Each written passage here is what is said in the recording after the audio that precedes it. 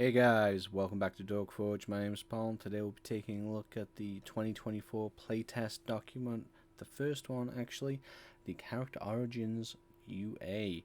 Now, you might be thinking, because in this video we'll be going over the races specifically, that hey, didn't you already do this? I thought I saw a video, but it's not there. Yes, this is, to clarify, the second time I am recording this video, as the first time was 45 minutes and the sound didn't work. So I'm finally prepared to redo this, and we'll see if we can, I don't know, maybe push it for like 3 hours. I don't know if anybody listened to that, and I'm not actually going to try. But let's jump on in before I ramble too much. Now, I will try and avoid jumping around the document too much, but the races themselves necessitate referencing other changes in the document so that you can fully understand what is happening with the race itself. So first of all, let's just note that the designers listed here: Jeremy Crawford, Christopher Perkins, and Ray Winiger. This is a little unusual to me personally. I do not always pay a high amount of attention to the listings like that, but Christopher Perkins, I believe, primarily writes adventures, and Ray Winiger is a high-up exec type for the D&D side of Wizards of the Coast. Excuse me. So I find that rather weird that this collection of people was working on this document, and given the output that we got, I'm hoping that maybe some different design voices might be heard, because, spoiler alert, I'm not a huge fan of everything happening here. So, with the races coming forwards, let me just give you some context. If you are unaware, these races are in an environment where you would be getting your ASIs +2/+1 or 3/1s instead from your background, and also getting a first level feat from your background. So with that in mind, there's a lot more design space to work with in the race itself now that the ASIs have been removed. However, it also means that you're going to end up with a much higher base power level before you even get to your class features. So let's get on into it first with this sidebar right here. This is addressing half races, essentially. There is no half-elf, there is no half-orc. The half-elf is just absent from this document, and the half-orc has been replaced by just the orc. Now, instead of having explicit half races, they instead provide this sidebar to give you guidance on how to make your own half character, which you would think would be better and more inclusive. However, half-orcs and half-elves are rather iconic. I think that there will be some pushback to those not being explicit options, and these rules are garbage. This sidebar basically just says pick who your parents are, and then choose the mechanics of one of them, choose your appearance, and average out your lifespan. That's basically what it boils down to, and that means, hey, I'm a half-elf, but well, actually, mechanically, I'm a human, or mechanically I'm an elf. Like, you're always going to have that undertone of actually, or well, I am using this one's mechanics, and it just doesn't feel like you are a byproduct of those two races. And from a conversation with a few different people, this has actually made them feel a little less included, rather than, I think the intention is probably to be more inclusive. And it's just interesting that in some instances this has actually had the opposite effect. In my opinion, if you want to give people this kind of thing, this is just a half-assed, pathetic excuse for doing it. This is not a half race. This is playing a race with a funny hat. That's all that is. Instead, they should actually, if they want this to be how 2024 onward works, you need to design the races themselves with the mind of these can be broken apart and mixed together. And then you can give supplemental guidance that amounts to, hey, when you get your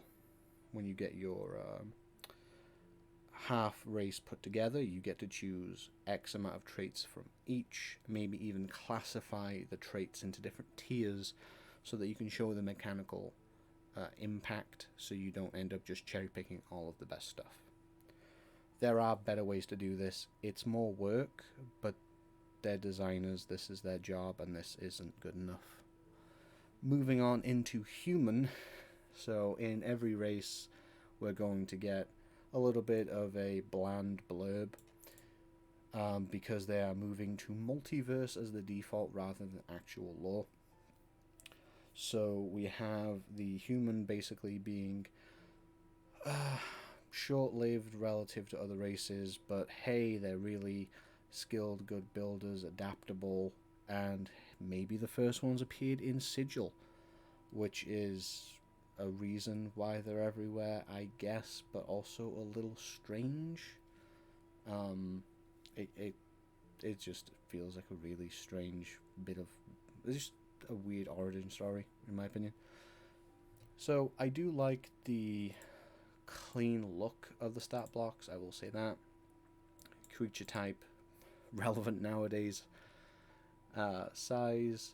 Now, you can now be medium or small for a human.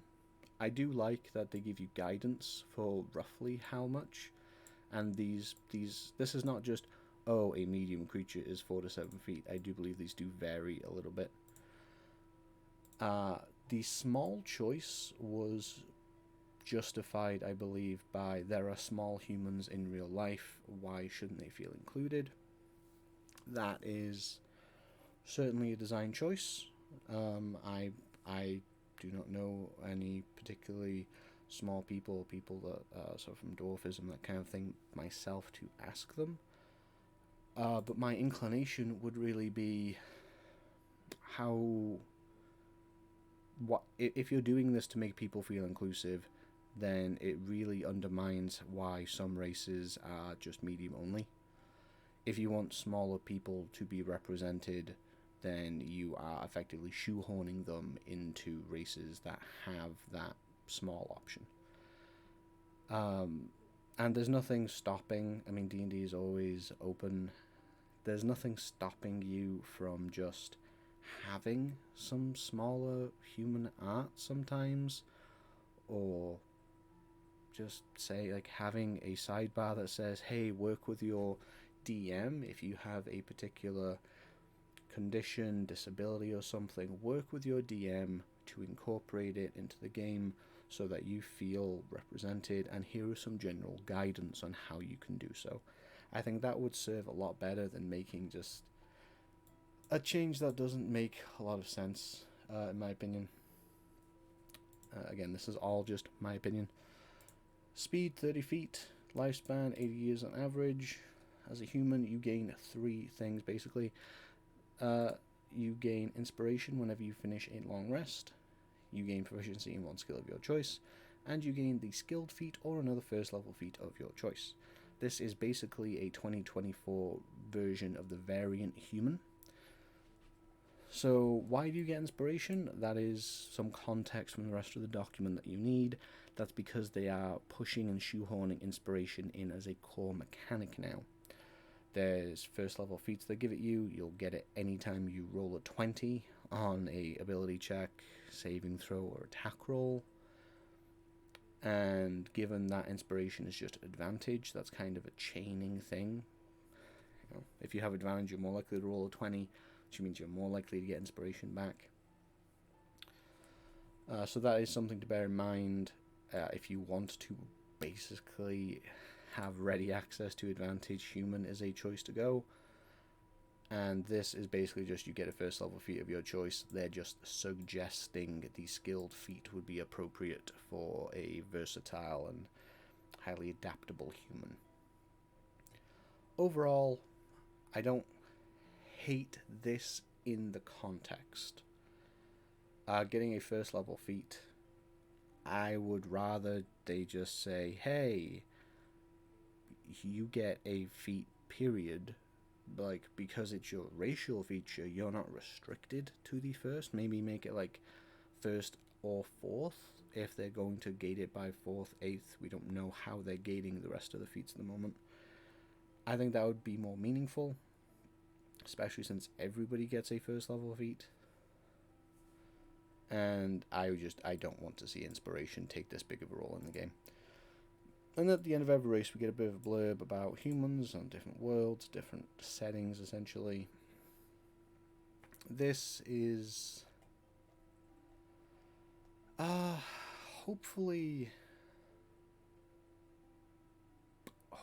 it'll change a little bit. Like, the thing that I find a little odd is that this is meant to be more inclusive. However, the PHB, whilst it is more Forgotten Realms specific, it does actually give you a wide variety and a significant amount of text discussing different ethnicities of human in the game, which I think does a better job of being inclusive than just saying humans are as diverse in appearance as the people of Earth. I think that if you want to be inclusive, it warrants more than a sentence. Next up is the Ardling. What are Ardlings, you're asking? Well, that's what everybody's asking. They are the upper planes equivalent of a tiefling, is what they're trying to sell them as. However, in reality, and you might be thinking, isn't that the Aasimar? Which is what we're all thinking. They are an animal-headed, so unlike the tiefling where you have like horns or whatever, you just have the head of an animal, and then maybe you have fur or feathers going elsewhere. The head is suggested based on what plane you are associated with specifically, which basically breaks down in just the different alignments of good, lawful, neutral, chaotic. And it's really weird. This, well, we'll go over it more once we've actually got through it. But the different choices you have are Exalted for chaotic, Heavenly for lawful, Idyllic for neutral. So you're a humanoid, you get to be medium or small, speed 30 feet, and you live 200 years on average. Now, they're going to get this Pseudo Flight feature, Angelic Flight. As a bonus action, you spout spectral wings for a moment and fly up to a number of feet equal to your speed.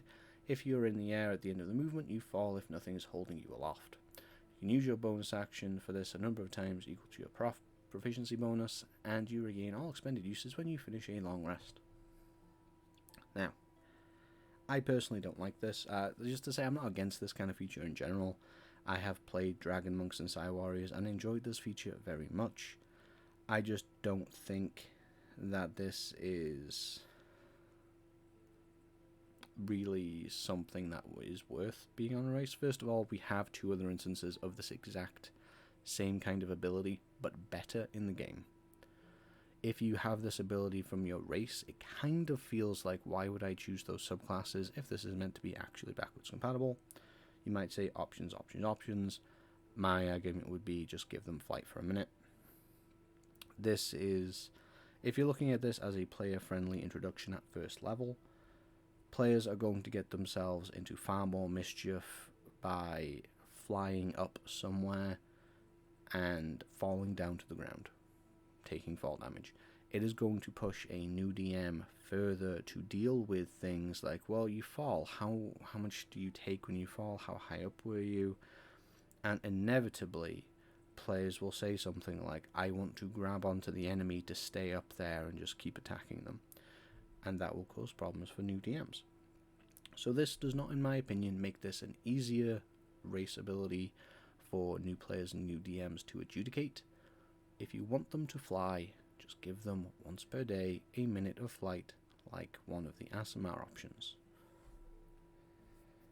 But moving on, you then get spells essentially based on which alignment you chose, for lack of a better word.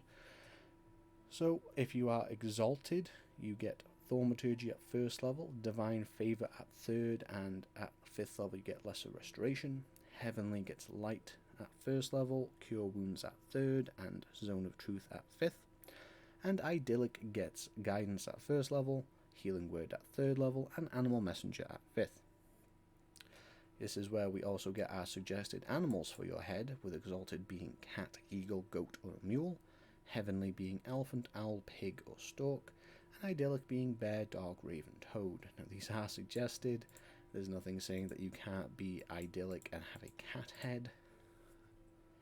And the spells themselves, I don't like them, they're too good, is basically how I would put that. I mean, idyllic has a clear advantage here. We don't know if these spells are going to work exactly the same as they do in 5e right now. They should, if they are meant to be backwards compatible. You can't have two versions of the exact same thing work differently in terms of something like spells, and then have them be truly backwards compatible, because players are just going to use whichever's better.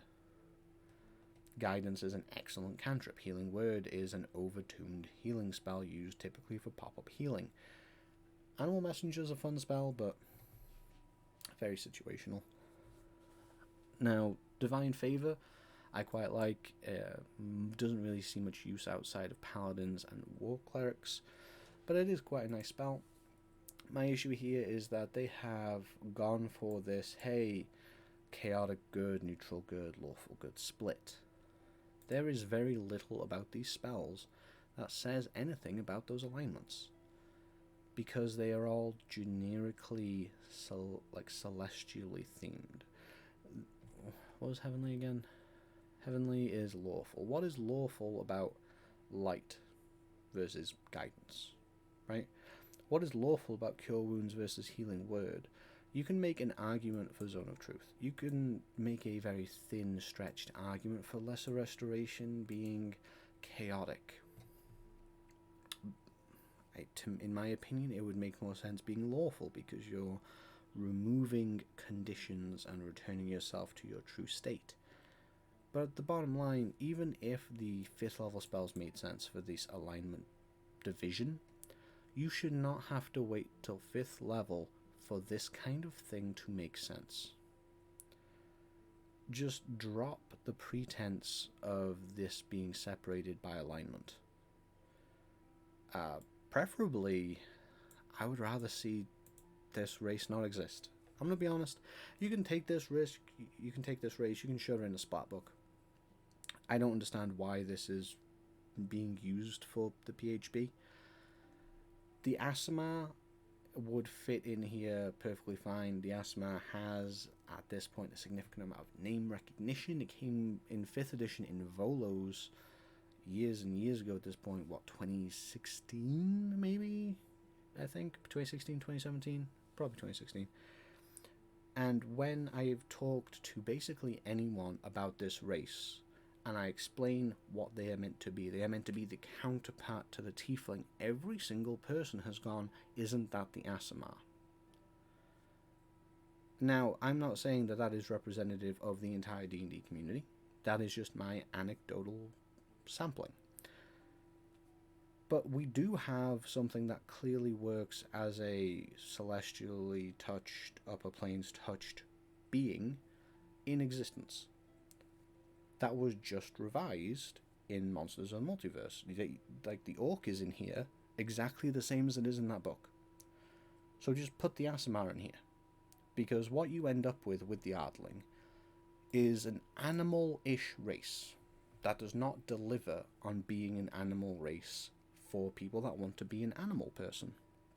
There is nothing in here that serves you if you want to be an animal person. And if you want to be a celestial, angelish person, I mean, how many people want to both play that and be an animal person? It just seems like an overlapping of things that's a little bit too niche, in my opinion, a little bit out of left field, and is better suited in a supplement rather than being shoehorned into the player's handbook. Moving on. Oh, they also have resistance to radiant damage, which probably won't come up much. Dragonborn.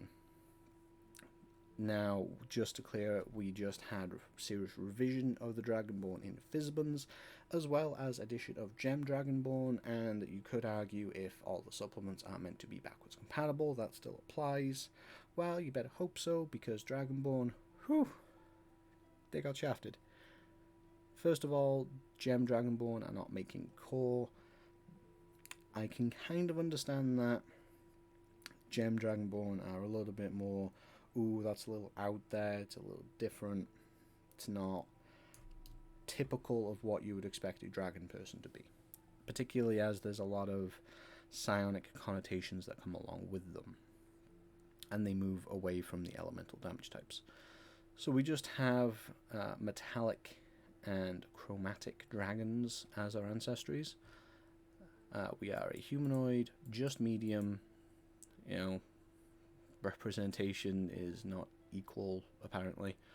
Speed 30, and just to be clear about that, I don't want all races to be medium or small. I just think that it's a flimsy justification, and if that is your justification, stand behind it at the very least. Speed of 30 feet, lifespan of 80 years on average. You choose your ancestry damage type, which will determine your resistance and damage type for your breath weapon. The breath weapon is a dex saving throw, it is a cone, and it is going to be 8 plus your con modifier and your proficiency bonus. On a failed save, it is a d10 plus your character level, damage type associated with your ancestry. You can use this a number of times per long rest equal to your proficiency bonus. So, this is awful in many ways. Why? First of all, they made a pretty reasonable fix to the Dragonborn breath weapon in Fizban's. That just came out relative to the lifespan of 5e. Why are you then doing a complete 180 on it, especially when the 180 doesn't really represent the current PHB Dragonborn either? It's back to being a full action, but it's a d10 plus your character level. So it's going to, I believe, actually be worse initially and at maybe different levels than the PHB Dragonborn on average. It'll be a little bit more reliable in damage because it's character level, and ultimately this will be topping out as a d20 plus 20 for a potential max damage of 30 at 20th level for your entire action. This has none of the benefits of the Fizban's design, and as this is a cone for everybody, it doesn't even have the personality of the different breath shapes for the ancestries of the PHB Dragonborn. Now, you do get more uses of it, but at the same time, if it's not particularly good, that doesn't really matter. There are a number of ways they could have resolved this. They could have made it bonus action. They could have kept it tied to the attack action so you can make it better with extra attack. But ultimately, the damage calculation is garbage. I don't think that character level is necessarily a bad metric to use. However, this doesn't even have the fun factor of rolling multiple dice. You're just rolling a d10. So I would say at least make the damage worth it and make it double the character level. At the top end, that's going to be an average of 45.5 or a maximum of 50 damage for your action. As a 20th level character, that feels far more reasonable, and it's going to be actually somewhat tempting at various times to use it if you have a target-rich environment. So make it more powerful, make it more action economy friendly, but this is just a major step back. It's similar to the PHB, but with none of the benefits of the theme and flavor of the PHB or the fun of rolling dice. Damage resistance, you just get damage resistance. They do now have dark vision, because it was a little weird they didn't when both dragons and kobolds do. And you get draconic. This is noteworthy because, as we will see as we get through, particularly dwarf and elf, they are purging races of cultural influence. That means that you are not going to see armor proficiencies, weapon proficiencies, tool proficiencies, but wait, there's tool proficiencies. That kind of thing. You now get languages instead from a free-form choice, which we'll come back to in another video, believe me, and your background. Everybody will end up with, including common, a minimum of 3 languages. So getting Draconic is actually a nice bonus, especially as Draconic is associated with magic in a lot of times, so this can be useful for puzzles and the like. And then we have the normal Dragonborn of many worlds. We are not here for the fluff, though. Dwarves. Or should I say, Dwarf. Now, there is only one dwarf. There is no subrace. There is no lineage options. And you might think, well, why is that? Because they make inconsistent design decisions, really. You could say that they are streamlining it. You could also say that everything that they made the Mountain Dwarf be is now redundant. ASIs, which they got a +2 for a total of +4, which was rather unique, besides them and the half-elf. That's gone, that's in backgrounds now. Armor proficiency, well, that's gone now too. So everything that made the Mountain Dwarf exist is no longer in the new design paradigm, so they just got rid of it and folded what was left of the Hill Dwarf into the core design. That's basically it. I'm overall quite happy with the dwarf, though. You're a humanoid medium, and despite being medium, it does give you a bracket of 4 to 5 feet tall to represent being smaller. Speed of 30 feet, average 350-year lifespan. Dark vision out to 60 feet. You have the resistance to poison damage and advantage on saves against the poison condition.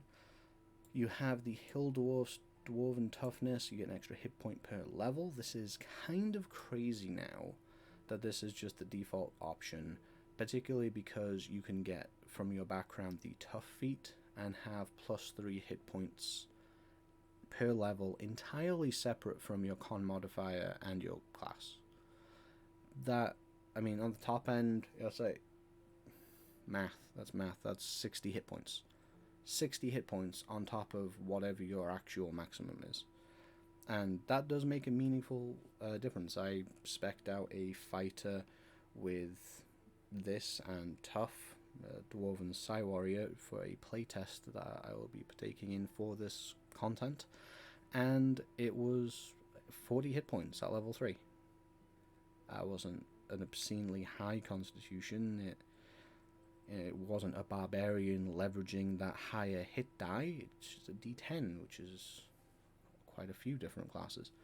So that's kind of crazy in a world where you can also have Tough. I'm not sure if it's a bad thing. I like hit points, but I do think that it will overall add to a lot of hit point bloat on characters that wouldn't normally have it. Now, we come across our first bit of hypocrisy where they don't want to impose cultural things upon you. However, for some things to feel like them, they do need to have cultural things.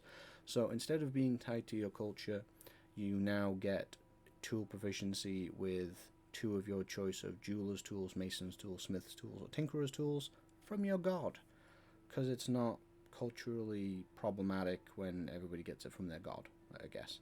Same reason why it's okay for a gift to have a gun-loving god. I mean, what you're getting here is fine. The fluff is wonky. This is like having your cake and eating it too, but in reality, all you're doing is changing upbringing, culture, training to a god gave it you. And if that stuff ever mattered at all, then I don't see that change making it better. Next up is Stone Cunning, which is interesting. As a bonus action, you gain Tremor Sense with a range of 60 feet for 10 minutes. You must be on a stone surface or touching such a surface to use this. The stone can be natural or worked, and you can use this proficiency bonus times per long rest. Now, this is interesting for a whole bunch of reasons. Getting Tremor Sense is interesting and fun and different on the surface. But let's look at the weirdness of this. First of all, I think the original Stone Cunning could have just been rolled in here. There's no reason why it couldn't be in here as well, and I think it would be more appropriate. It's a little weird that this is limited to being proficiency bonus uses. It's not described as magical, it's just kind of you getting in tune with the stone. And so it doesn't feel like it makes sense that it's limited. And then Tremor Sense itself. Tremor Sense can be best explained in a lot of ways to people as Toph from Avatar The Last Airbender, how she sees through her feet. Basically kind of that. The important distinction to make here, and is made later in the PDF, where they define Tremor Sense, is that Tremor Sense does not count as a form of sight. Anything you need to see for is not enabled by having Tremor Sense. That means that if you are dealing with invisible things, you're fighting in fog, magical darkness, all this kind of stuff, Tremor Sense doesn't help you in a lot of ways. You're still going to be dealing with the unseen attacker rules.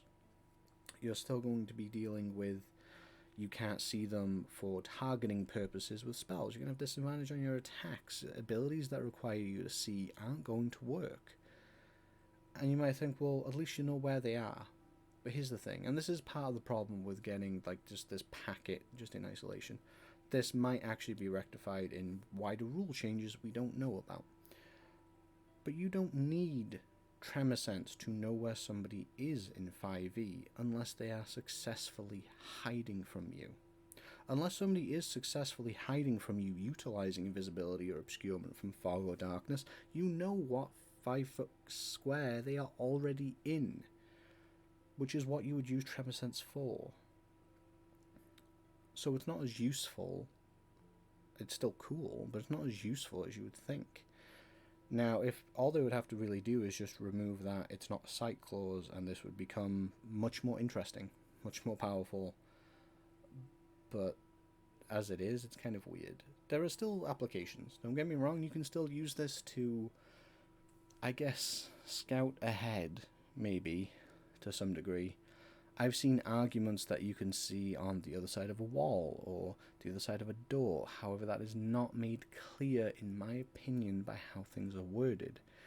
If that is the intention, that does make it slightly more useful, but at the same time, if it's not clarified in the wording, and now is the time to clarify these things, then who is it ultimately helping?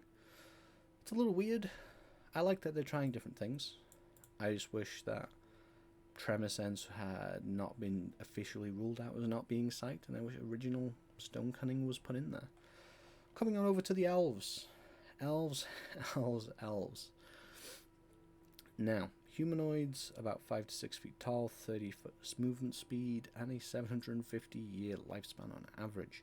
They retain their dark vision at 60 feet, and instead of being separate sub-races, they now have lineage choices, which are sub-races with different framing, where you choose your lineage being Drow, High Elf, or Wood Elf, and then you get different benefits at different levels, similar to how we already saw the Ardling. They get Fey Ancestry, advantage on saving throws to avoid or end the charm condition. They get Keen Senses still, proficiency on perception. Trance, which is where the Fey Ancestries you don't need to sleep, but magic can't put you to sleep, has been moved to. And you can finish a long rest in 4 hours if you meditate. What is interesting is that in the more modern revisions from Monsters of Multiverse, they started giving various types of proficiency with trance, and now they have 180'd on that again, when that is a decision they made relatively recently, which is confusing. But let's get into the lineages themselves. Drow are basically the same. They get dark vision up to 120 feet in dancing lights at first level. They do not have sunlight sensitivity anymore. That is a just player races don't have negatives anymore kind of direction they're going to. And just to point out, just whilst it's on my mind, the Dwarfs are 30 feet now. They are not 25 feet, and there is no clause in here to allow you to wear heavy armor without meeting the strength requirements anymore. So if you were a fan of wearing heavy armor, even though you're a skinny dwarf, be prepared to take that movement penalty, I guess. But yeah, back to the Drought. 3rd level, they're going to get Fairy Fire. 5th level, Darkness. It's your standard Drow. High Elf, you start off with the Prestidigitation cantrip. However, when you finish a long rest, you can replace that cantrip with a different cantrip from the Arcane spell list. What is the Arcane spell list? Well, they have presented to us 3 separate spell lists: Arcane, Divine, Primal, with the Arcane being everyone else I'm not about to mention. Divine, Cleric and Paladins, Primal, Druids and Rangers. And it's a collapse thing. We do know that the classes will still have some kind of spell list modification built into them, but for all intents and purposes, they have folded the spell lists together in a lot of ways, which makes this a pretty great ability. You can pick a wide variety of stuff, and you can change it every single day. That does not... I would rather you change your cantrip on a level up. This seems a little bit too versatile to me, especially when the Wood Elf just gets Druidcraft. At 3rd level, a High Elf will get Detect Magic, and 5th level, Misty Step. This is the first red flag for me in terms of backwards compatibility that we will talk about in a second. Wood Elves get 35 feet movement speed and Druidcraft. 3rd level, they get Longstrider, and 5th level, they get Pass Without Trace. So, what this is by and large the racial feats for High Elves and Wood Elves from Xanathar's Guide being folded into the core race design. You could say, hey, you can still take those and get additional castings of them. Yes, that is true, but if you're building it into the core race, I don't see a valid argument for, hey, this is backwards compatible with all of the additional stuff you already bought from us. And this is just the first UA we have. This is not a good sign, in my opinion. And you can cast those spells once per long rest. Can you also cast it with your... Yes, and you can also cast them with any spell slots you may have. Something I also strongly dislike. Why do I dislike being able to cast them with your spell slots? It doesn't make sense. It's something you get inherently from being your race. It doesn't make sense that you're fueling your racial abilities with your class abilities, and it disproportionately favors spellcasters. There's just no need for it. Moving on down to Gnome. 30 feet movement speed, up from 25. Humanoid, small, 3 to 4 feet tall. Lifespan, 420 feet on 425 feet on average. Years on average. They retain their dark vision. Gnomish Cunning has been improved. You have advantage on all intelligence, wisdom, and charisma saving throws instead of just against magic. And Gnomish Lineage, you still get to choose a subrace. Forest Gnomes get the Minor Illusion cantrip, and they can cast Speak with Animals a number of times per day, equal to their efficiency bonus, and they can also use the spell slots on it. That is... I don't like it. Whilst you could say that Speak with Animals is superior in terms of how you communicate, arbitrarily limiting how often they can communicate with animals per day really feels like it just dissolves the world building element of them being at one with the forest. It's like, hang on, I can't resolve your issue today, Mr. Bear. I've already spoken to way too many other animals. Please come back after I've had 8 hours of rest. It just doesn't make sense to me. I guess bears would be too big for the small beasts thing, but you get what I mean. Rock Gnomes. They know Mending and Prestidigitation because why shouldn't we shoehorn everything into spells that we wrote 10 years ago? You know, why wouldn't we do that? They can still make their various little toys. I'm not going to read through all of this. It's basically the same stuff that you could make in the PHB now, except instead of making them mundanely, you make them by casting Prestidigitation for 10 minutes, which is going to cause problems, I think, with at least some players where they go, hey, I'm a gnome and I can cast Prestidigitation longer to make this stuff. Can I cast other spells longer to get different effects? And then the DMs are going to have to go, well, no, it doesn't say that in the spell. Well, it doesn't say it in the spell Prestidigitation either. And I can just see that being a little thing that happens at some tables. There's no need to make this tied to magic. Just let them make things. It's okay that things aren't tied to spells. Over to Halfling, who also got shafted. They are humanoids, small, 2-3 feet tall, speed of 30 feet, lifespan 150 years. They retain Brave, advantage on saving throws to avoid or end frightened. Halfling Nimbleness, you can move through the space of a creature that is a size larger than yours, but you can't stop there. Luck, they have finally renamed it from Lucky. When you roll a 1 on the d20 of a d20 test, you can reroll the die, and you must use the new roll. What is a D20 test? That is just the group nomenclature that they're using for the collection of ability checks, saving throws, and attack rolls. So this basically functions the same way, with the caveat that now they are introducing failing on a 1 automatically and succeeding on a 20 automatically to both ability checks and saving throws, which, if anything, makes this ability even more powerful. And they have proficiency in stealth. But they have no lineages. They have no subraces. But I don't understand why. It's like they've chosen forest versus rock gnomes to be a meaningful distinction. But one halfling being potentially more dwarvish and getting that poison resistance versus that other halfling that's more naturally nimble. Is that not a meaningful distinction? Or is that a problematic distinction? Is that something we're now meant to resolve with the half-race sidebar they gave us, where you would just be a dwarf if you wanted the poison resistance? Well, this isn't good enough. Excuse me. There's no reason why to exclude the subraces for halfling. It's still good enough.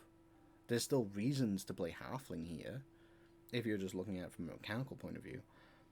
But there's absolutely no reason to strip out the lineage options from the halfling, but not the gnome. Or, for that matter, the elf. It just feels like they've arbitrarily decided for one race when they have decided something else. Again, arbitrarily for the other race. Orcs. Orcs are exactly the same as they were in Monsters of the Multiverse, but just for completeness. Humanoids, medium, 6 to 7 feet tall, so they're a little bit taller.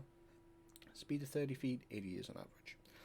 As an orc, you get Adrenaline Rush, that's dashing as a bonus action, number of times per day equal to proficiency bonus. And when you dash, you get temp HP equal to your proficiency bonus, which is largely just useless. At no point is that going to be super impactful. It's better than not having it.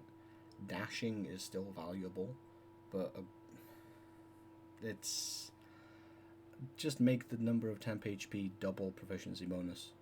I feel like this stems from an issue where Wizards of the Coast may be looking at the daily total. So, hey, 4 temp HP as a first level character. Well, that's a hit from a goblin. Except you're not getting them all at once. 36 temp HP at tier 4 is, that's a decent amount whilst you're dashing. But it's only going to be 6 at a time. And there's quite a few areas, in my opinion, where they do this looking from the top down, rather than each individual instance of the ability.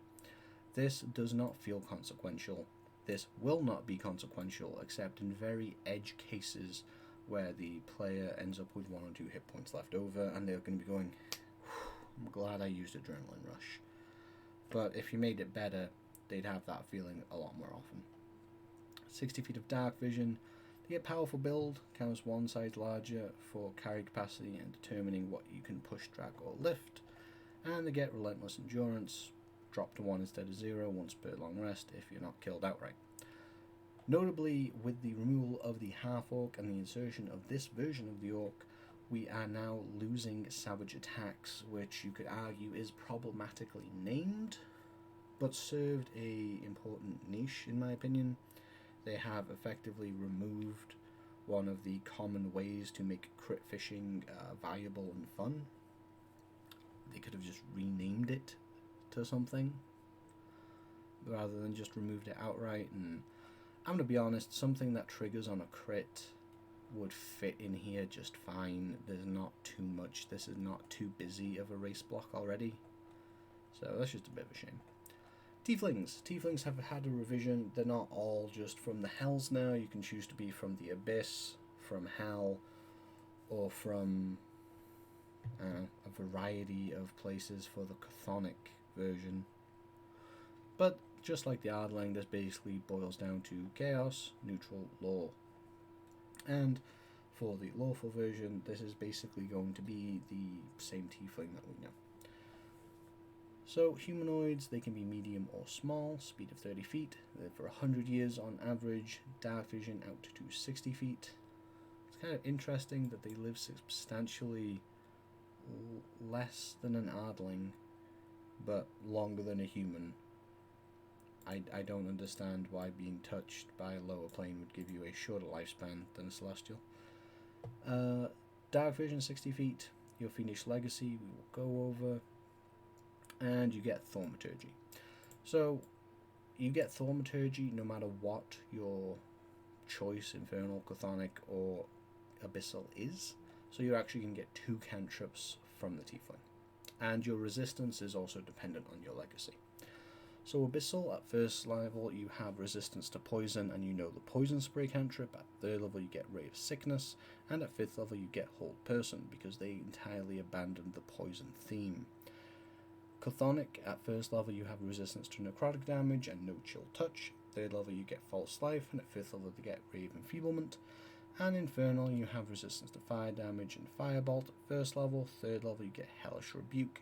Notably just at 1st level now, instead of being upcast like the original Tiefling. And at 5th level you have Darkness. You can cast these things that add cantrips once per day, once per long rest, unless you use your spell slots because caster bias. So how is this overall? This is overall just a bit of a buff for the Tiefling, particularly getting the additional cantrip. Getting Firebolt in addition to fire resistance is pretty nice. Hellish Rebuke being nerfed is a bit sad. And this does feel disjointed. There's nothing lawful, in my opinion, about Firebolt, Darkness, or Hellish Rebuke. And you're really stretching the attachments you have here. Like, you could say, oh, Poison's really representative of the Abyss, and then all of the players I've given PTSD from attacking them with Bone Devil tail attacks will argue that that's also pretty on point for Devils from Hell 2. So this again feels like a meaningless distinction in fluff, just to give you different options and feel like they're not restricting you. I'm not entirely sure if people felt restricted or if this is just them trying to be more inclusive. Overall, it's a bit of buff. I don't really have anything negative to say about this other than the shoddy theming. So overall, what are my thoughts on the races? First of all, I'm impressed that I have surpassed my original recording length on this. But first of all, about the races themselves, it's a mixed bag. There are some very confusing decisions here. Making 180s on designing decisions you just made in Monsters of the Multiverse and Fizbans is confusing, especially when you then just push out the Orc exactly as it was just published. That's confusing. Shoehorning in animal-headed celestial people instead of just using the Aasimar, which you also just republished, is confusing. And it's not going to satisfy people that want animal people or want celestials. It's weird. It's obscure. This does not have recognition. It does not inherently make a lot of sense. And maybe they're going for more inclusion of things like the Egyptian pantheon, where you had a lot more animal-headed gods. I don't know. But I would rather just see the Aasimar. Human's fine. I would rather see the inspiration thing replaced by something else, because I would rather see this inspiration dependence broken. Dwarves are fine. The definition of Tremor Sense that they rely on for stone cunning needs to be reviewed. Elves are good. Elves are always typically good because they are a golden child. They get lots of nice things typically. Gnomes are fine. I wish the rock gnome wasn't magic now. That goes against kind of what they were all about. But why not rely on existing spells? Dragonborn are just bad now. They've lost their personality and their fun, but they have not retained their mechanical benefits from the latest Fizban's revision. Elves we've addressed, Gnomes we've addressed, Halflings just got the short stack, so to speak, with their removal of lineages for no clear reasoning. In fact, I would argue removing a lineage tied to a dwarf is just kind of problematic. It's like they identified it as a half race and removed it despite it being a halfling. It's odd. The Orcs, fine. Adrenaline Rush could do with a buff. And I would like to see Savage Attacks returned but renamed. And Tieflings are good. Overall, I wish they wouldn't let spells be cast with spell slots. It doesn't make sense to me, and it is just going to intrinsically buff spellcasting classes in a way that they don't need. It's showing a clear bias towards one side of the game, and I get that you're called Wizards of the Coast, but you can do better. Now, races are probably one of the least negative things I have for this UA. I mean, I may have come across a little bit down, but this is a mixed bag. I do like some stuff. I find some stuff, man, I do dislike some stuff. It is a mixed bag. But overall, it's not terrible. But there are some red flags here, and my rambling thoughts in this video will be condensed down into survey replies come September 1st, and I hope that you also have your say. But you don't have to wait till September 1st to have your say, by the way. You can let us know in the comment section down below what you think of these changes. And whilst you're down there, hit that like button, because if you made it this far and you didn't like listening, I'm sure there was something better on Netflix. But you are this far, so why not also subscribe if you're not subscribed yet, and hit that notification bell so you can be let known of any future uploads. It really does help grow and support the channel. But until next time, I've been Paul, and I will see you at the Forge.